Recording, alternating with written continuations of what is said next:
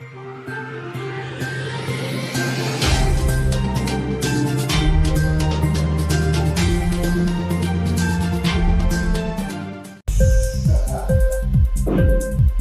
TV prime time news కి స్వాగతం.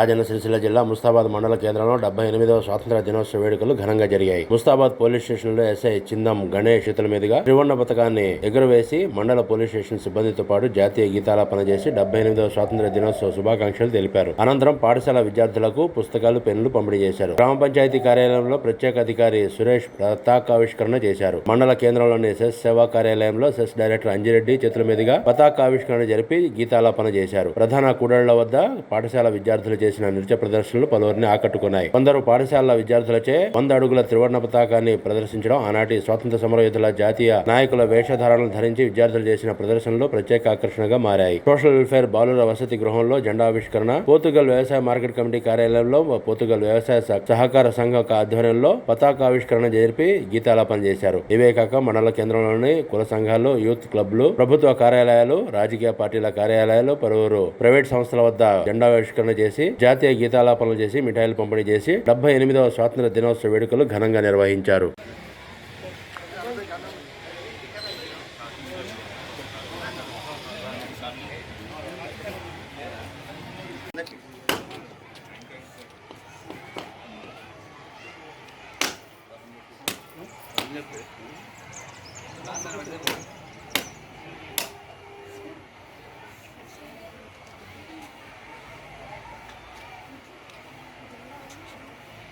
అది ఏఎస్ఐ గారు లేట్ అవుతుంది.